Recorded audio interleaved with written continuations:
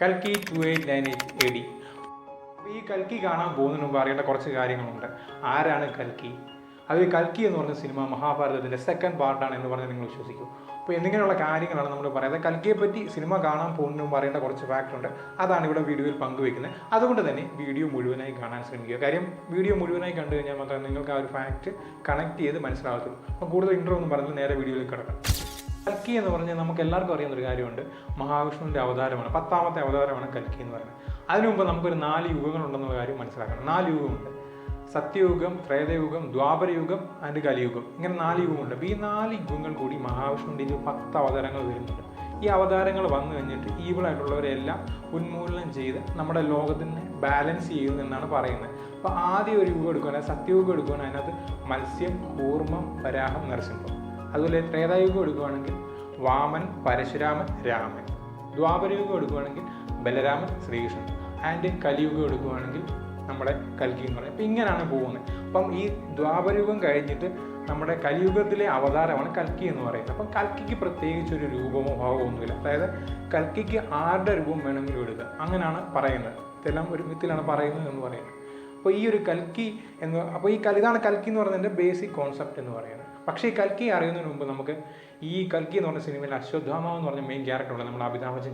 അപ്പോൾ ആരാണ് അശ്വത്ഥാമാവ്? ഈ അശ്വത്ഥാമാവ് അറിയണമെങ്കിൽ മഹാഭാരതത്തിൻ്റെ നമ്മുടെ അവസാന പോർഷൻ അറിഞ്ഞിരിക്കണം. എങ്കിൽ മാത്രമേ ഇത് കണക്ട് ചെയ്യാൻ പറ്റത്തുള്ളൂ. നമുക്ക് മഹാഭാരതത്തിൻ്റെ അവസാനം, യുദ്ധം കഴിഞ്ഞു, പോർഷൻ. അങ്ങനെ പാണ്ഡവർ നമ്മുടെ കൗരവരെ എല്ലാം ഡിസ്ട്രോയ് ചെയ്തു. അങ്ങനെ അശ്വത്ഥാമാവ് മാത്രമേ ഉള്ളൂ. കാരണം അദ്ദേഹം ചിരഞ്ജീവിയാണ്. അപ്പോൾ അങ്ങനെ ഇരിക്കുമ്പോൾ അദ്ദേഹം വിചാരിച്ചു, ഇത്രയും പേരെ കൊന്നതല്ല, എനിക്ക് പകരം വിടണമെന്ന് പറഞ്ഞു കഴിഞ്ഞാൽ ഈ പാണ്ഡവരെ കൊല്ലാൻ ശ്രമിക്കുന്നു. പക്ഷേ കൊല്ലാൻ ശ്രമിക്കുമ്പോൾ സംഭവിക്കുന്നു പറഞ്ഞു കഴിഞ്ഞാൽ 5 പേരെ കൊല്ലും. ആ കൊല്ലുന്നത് പാണ്ഡവരുടെ മക്കളെയായിരുന്നു. അപ്പോൾ ഇതറിഞ്ഞുകൊണ്ട് പാണ്ഡവർ അശ്വത്ഥാമാവിനെ കൊല്ലാൻ വേണ്ടി തിരിച്ചു വരുന്നു. അശ്വത്ഥാമാവ് ഉടനെ എന്തുപോയി, നിങ്ങൾ മരിച്ചില്ലേ എന്ന് പറഞ്ഞ് കണക്ട് ചെയ്ത അങ്ങനെ കാര്യങ്ങളൊക്കെ കൊണ്ട് ഉടനെ പുള്ളിക്കാരൻ പെട്ടെന്ന് തന്നെ നമ്മുടെ ബ്രഹ്മാസ്ത്രം വന്നിട്ട്, ഈ ബ്രഹ്മാസ്ത്രം എന്ന് പറഞ്ഞാൽ സാധാരണ ലോക്കൽ അസ്ത്രവുമല്ല. നമ്മുടെ ഇന്നത്തെ രാജ്യങ്ങളിൽ ന്യൂക്ലിയർ വെപ്പൺ പോലെ എല്ലാം നശിപ്പിക്കാൻ ശേഷിയുള്ളൊരു സാധനം ബ്രഹ്മാസ്ത്രം എന്ന് പറയുന്നത്. അപ്പോൾ ഈ ബ്രഹ്മാസ്ത്രം എന്ന് പറഞ്ഞാൽ അങ്ങനെ എല്ലാവരുടെയും കയ്യിലില്ല, കുറച്ച് പേരുടെ കയ്യിലേ ഉള്ളൂ. 9 പേരുടെ കയ്യിലേ ഉള്ളൂ.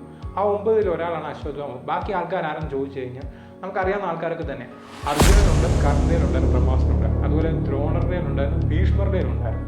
അതുപോലെ പരശുരാമൻ്റെ ഉണ്ടായിരുന്നു, രാമൻ്റെ ഉണ്ടായിരുന്നു, ലക്ഷ്മണൻ്റെ ഉണ്ടായിരുന്നു. പിന്നെ നമ്മുടെ രാവണൻ്റെ മകനായ മേഘനാഥൻ്റെ ഉണ്ട്. അപ്പോൾ ഇത്രയും പേർക്കാണ് ഈ ഒരു ബ്രഹ്മാസ്ത്രം എന്ന് പറയുന്നത്. അപ്പോൾ എന്തോ അശ്വത്ഥാമാവ് ഈ ബ്രഹ്മാസ്ത്രം അങ്ങോട്ട് പ്രയോഗിച്ചു. ഒരു ചുമ്മാ പ്രയോഗിച്ചതല്ല, നമ്മുടെ അർജുനൻ്റെ മോനായ അഭിമന്യുവിൻ്റെ ഭാര്യയായ ഉത്തരയുടെ വയറ്റിൽ ഒരു കുഞ്ഞ് വളരുന്നുണ്ടല്ലോ. അപ്പോൾ ആ കുഞ്ഞിനെ കൂടെ ഉന്മൂലനം ചെയ്യാൻ വേണ്ടി അങ്ങോട്ട് പ്രയോഗിക്കും. ഇതറിഞ്ഞ ശ്രീകൃഷ്ണൻ വന്നിട്ട് പറയും, ആ ബ്രഹ്മാസ്ത്രം നിങ്ങൾ പിൻവലിക്കണം എന്ന് പറയും. അപ്പോൾ ഈ അറ്റ് എ ടൈമിൽ തന്നെ നമ്മുടെ അർജുനനും ബ്രഹ്മാസ്ത്രം പ്രയോഗിക്കുന്നുണ്ട്. കാര്യം ഇത് ക്ലാഷ് കളയാൻ വേണ്ടി. അപ്പോൾ അർജുനൻ അത് പിൻവലിക്കും, നമ്മുടെ അശ്വത്ഥാമാവ് അത് പിൻവലിക്കുന്നില്ല. ഇത് നേരെ എന്ന് ഉത്തരയുടെ ഗർഭത്തിൽ വന്ന് ആ കുഞ്ഞിനെ അവിടെ വെച്ച് കൊല്ലുന്നുണ്ട്. അതിനുശേഷം എന്ന് പറഞ്ഞാൽ ഉടനെ ഇതറിഞ്ഞ ശ്രീകൃഷ്ണൻ നമ്മുടെ സുദർശനചക്രം അശ്വത്ഥാമാവിനെ പ്രയോഗിക്കും.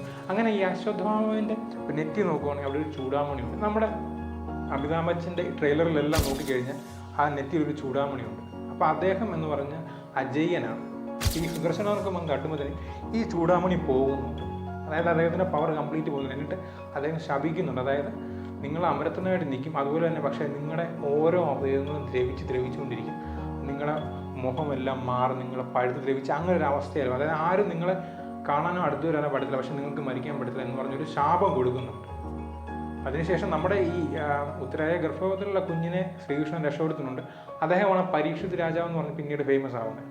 അപ്പം ഇതാണ് അശ്വത്ഥാമാവിന് സംഭവിക്കുന്നത്. അപ്പോൾ ഈ ഒരു അശ്വത്ഥാമാവാണ് നമ്മുടെ കൽക്കിൽ വരുന്ന അമിതാഭ് ബച്ചൻ്റെ ക്യാരക്ടർ എന്ന് പറയുന്നത്. നിങ്ങൾ ശ്രദ്ധിച്ച് നോക്കിയാൽ നമുക്ക് മനസ്സിലാവും.